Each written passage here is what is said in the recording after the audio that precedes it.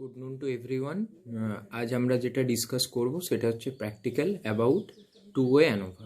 Two way অ্যানোভাতে কী বলেছিলাম? টু ওয়ে অ্যানোভাতে বলেছিলাম যে যখন আমরা ক্লাসগুলোকে নিজেদের সেমিস্টার ওয়াইজ ডিভাইড করব, তো সেমিস্টার ওয়াইজ একটা ফ্যাক্টর আর ক্লাসগুলো এক একটা ফ্যাক্টর। ক্লাস মানে কি আমি বলেছিলাম, যেখানে আমার ডিপার্টমেন্টগুলো আমার এক একটা ফ্যাক্টর। তো আমরা 1200 জন কলেজের টোটাল স্টুডেন্টকে বিভিন্ন ডিপার্টমেন্টে ভাঙলাম। ডিপার্টমেন্টে ভাঙার পরে আবার তাদেরকে আমরা তাদের সেমিস্টার ওয়াইজ ডিভাইড করলাম। এরপরে আসি যেটা আমাদের প্র্যাকটিক্যালে তাহলে এখানে আমাদের ফ্যাক্টর কটা কাজে দেবে? ফ্যাক্টর কাজে দেবে হচ্ছে দুটো। ফার্স্ট ফ্যাক্টর হচ্ছে যেটা কিনা আমাদের বলেছে সার্ভিস স্টেশন, একটা ডেটা দিয়ে আছে সেখানে ফার্স্ট ফ্যাক্টর আমাদের সার্ভিস স্টেশন। সেকেন্ড হচ্ছে রেটার। মানে কি সার্ভিস স্টেশন মানে একটা হয়তো গাড়ি সেখানে সার্ভিসিংয়ের জন্য যাচ্ছে, তো তাকে রেট দিচ্ছে ABCD করে, এরকম টোটাল 5টা রেটার আছে। তো রেটার অনুযায়ী গাড়িগুলোকে রেট করছে। তো দেখা যাক এবারে ডেটাটা আমরা দেখব। ডেটার সাথে সাথে ডেটাটা আমি শো করব, তার সাথে সাথে আমি এক্সপ্লেনেশন দেব। এক্সপ্লেনেশনটা ভালো করে শুনবে এবং এই যে প্র্যাকটিক্যালটা সেটা আমি PDF আকারে অলরেডি দিয়ে দেবো তোমাদেরকে গ্রুপে। তাছাড়া যেটা বলার, সেটা কলেজের ওয়েবসাইটে আমি একটা PDF সেন্ড করেছি অ্যাবাউট ডিজাইন অফ এক্সপেরিমেন্ট। তো ডিজাইন অফ এক্সপেরিমেন্টের সেই PDFটা তোমরা কলেজের ওয়েবসাইট থেকে ডাউনলোড করবে। তাছাড়াও আমি গ্রুপে সেন্ড করে দেবো, তো তাও তোমরা PDFটা ওখান থেকে নিয়ে নিও। যদি কারোর কোনো সমস্যা থাকে ওখানে ওখান থেকে PDFটা ডাউনলোড করে আমাকে কোশ্চেন আস্ক করতে পারো, কোনো অসুবিধা নেই। আর ডিজাইন অফ এক্সপেরিমেন্টের বাকিটা যেটা স্টার্টিংটা যেটা সেটা আমি পড়াবো আজকে প্র্যাকটিক্যালটা হয়ে যাওয়ার পরে।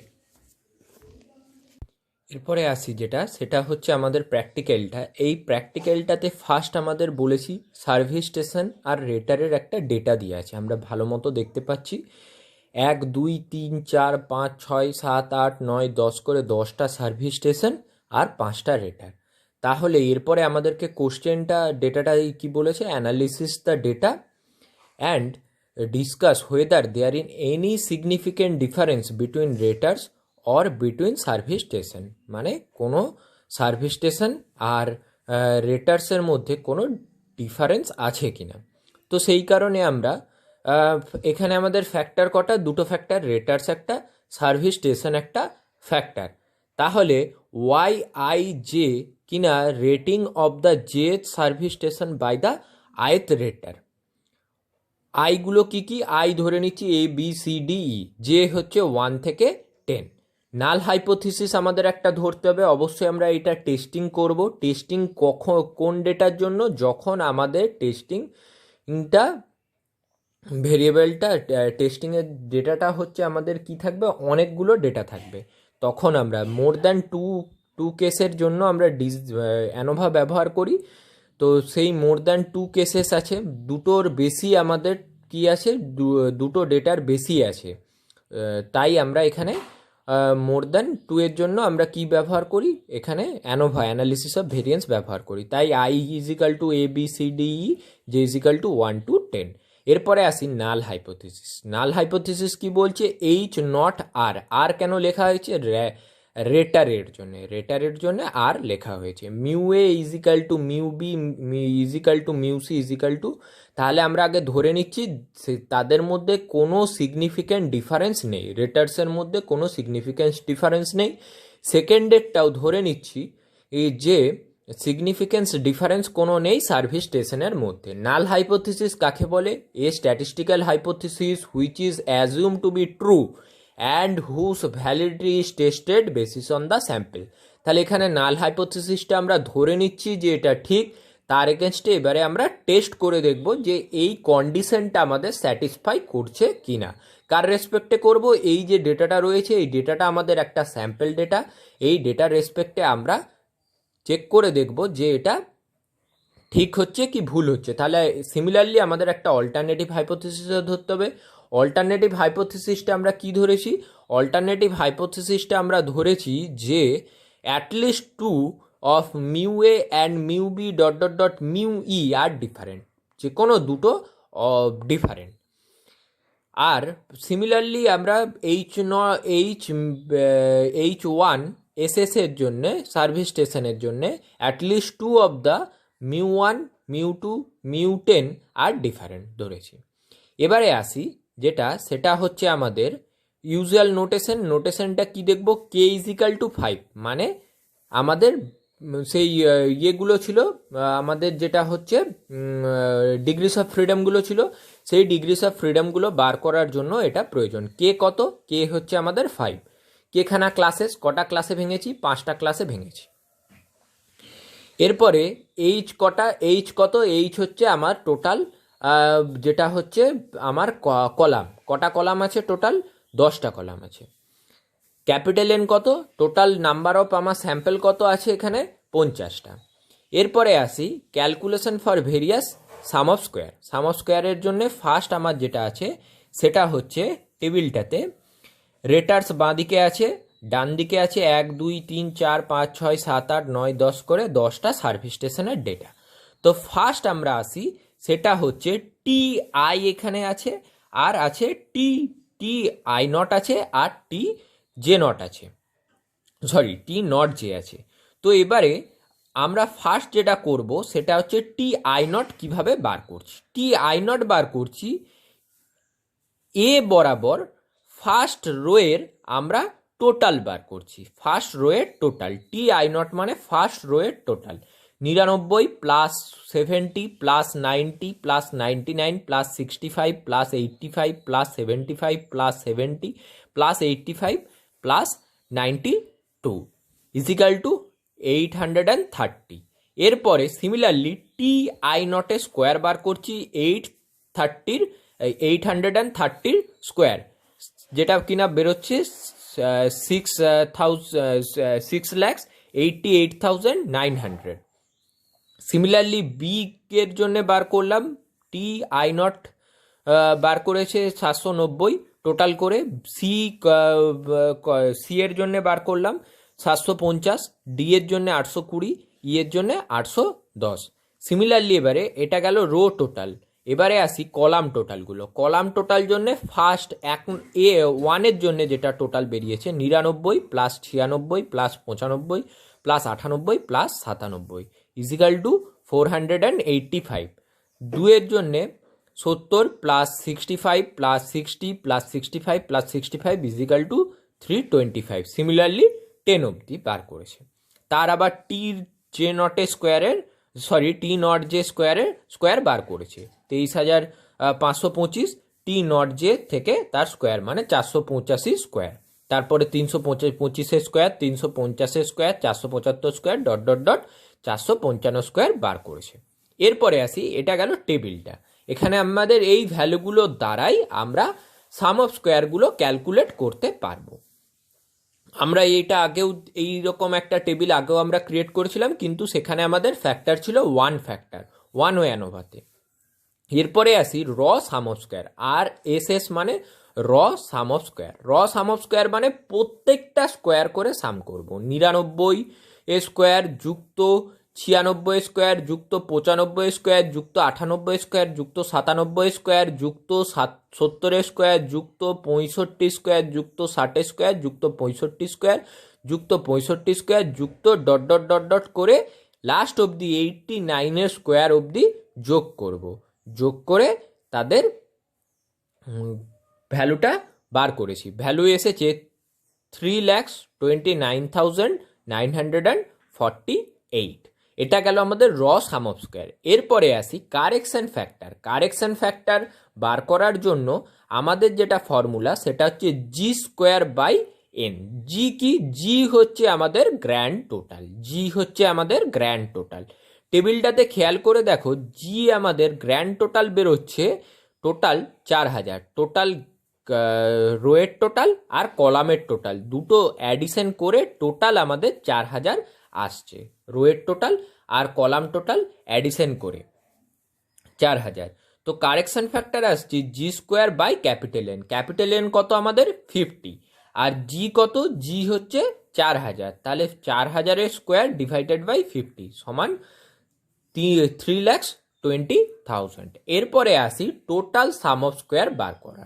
টোটাল সাম অফ স্কোয়ার কি করে বার করব? টোটাল সাম অফ স্কোয়ার হচ্ছে raw sum of square minus correction factor. Raw sum of square কত বেরিয়েছে? 3,29,948 আর মাইনাস 3,20,000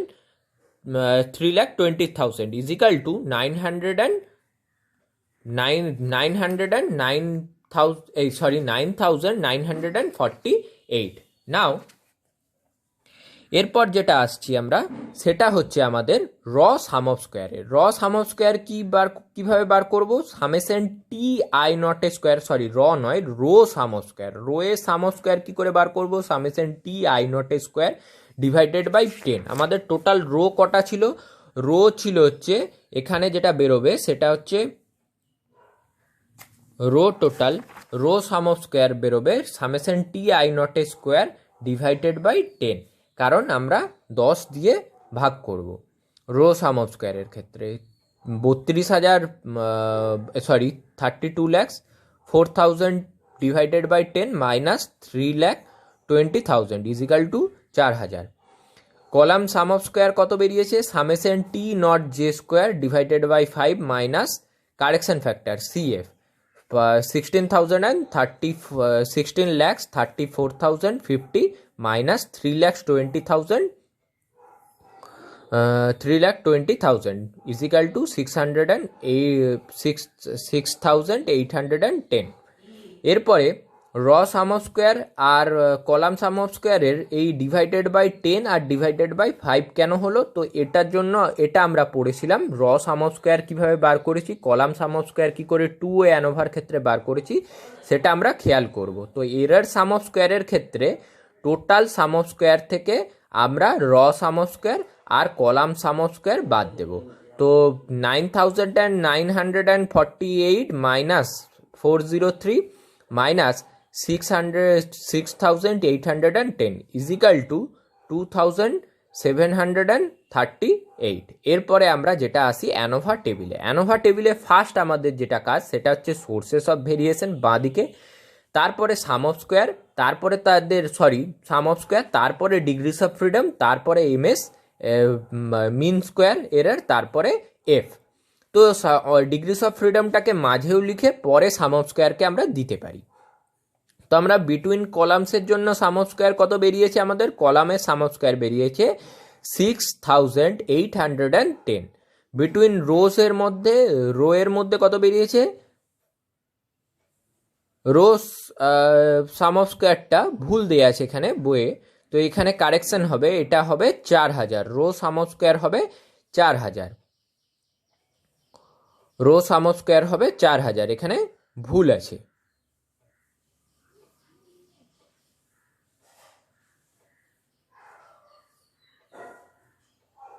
চারশো করেছে, এটা 4,000 হবে।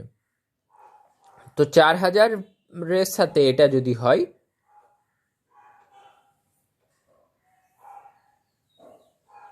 এরা ক্যালকুলেশনটা কোথাও একটা ভুল করেছে। ভুল হচ্ছে 10 কেটে গেল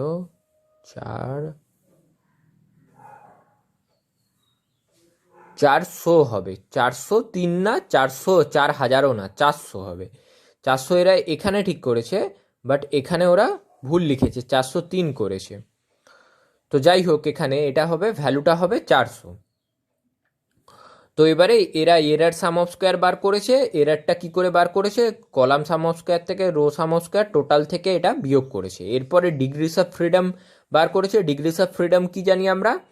কে মাইনাস 1। তাহলে কে কত আমাদের? 10 ছিল, 10 মাইনাস 1, কে হচ্ছে ফার্স্ট হচ্ছে H minus 1, N minus 1, H নয়, এন মাইনাস 1, ওটা এন মাইনাস 1 হচ্ছে, তাহলে 9, 10 মাইনাস 1, 5 মাইনাস 1 কে মাইনাস 1, আর এন মাইনাস কে মাইনাস 1, তাহলে হচ্ছে 9 ইন্টু 4, এন মাইনাস কে ইন্টু কে মাইনাস 1, তাহলে 9 ইন্টু 4 36। টোটাল কত আমাদের? 50 মাইনাস 1 49। এবারে মিন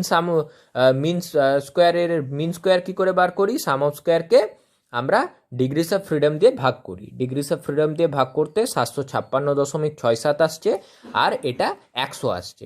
এরপরে এই এফ কি করে বার করি? এফ বার করব সেটা হচ্ছে first error some of square দিয়ে আমরা ডিভাইড করব। কলামটাকে ডিভাইড করেছি এরর সাম অফ স্কোয়ার দিয়ে, আর তারপরেরটাকেও রো এর সাম অফ স্কোয়ারটাকেও, রো এর মিন স্কোয়ারটাকে আমরা এররের মিন স্কোয়ার দিয়ে ডিভাইড করেছি। এরপরে যেটা আসি সেটা হচ্ছে ট্যাবুলেটেড ভ্যালু একটা থাকবে, বায়োমেট্রিকা টেবিল থেকে একটা ভ্যালু পেয়েছে, যেটা কিনা বলছে 9 আর 36-এর জন্য ডিগ্রিস অফ ফ্রিডম ইজ 2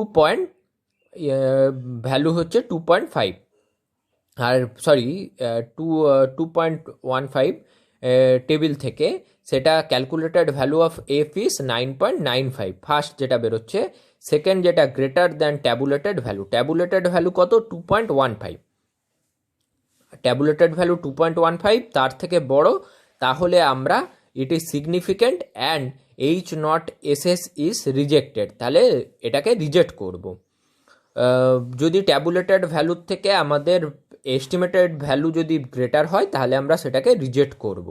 এর জন্য আমাদেরকে পড়তে হবে যেটা হচ্ছে সেটা level of significance. Level of significance কি বলতে চেয়েছে? লেভেল অফ সিগনিফিকেন্স আমি লিখিয়ে দিয়েছিলাম, লেভেল অফ সিগনিফিকেন্সটা একটু রিভাইজ করবে। তারপরে আবার আর এর জন্য যেটা 4 আর 36-এর জন্য যেটা ট্যাবুলেটেড ভ্যালু সেটা হচ্ছে 2.63। আবার দেখা যাচ্ছে এইটা কিন্তু আমাদের ট্যাবুলেটেড ভ্যালুটা কিন্তু আমাদের ঠিকঠাক আছে, তাহলে less than, it is significant not significant and we fail to reject H not R at 5% level of significance. Hence, we may conclude that there is no significant difference between the raters, but there is significant difference between service stations.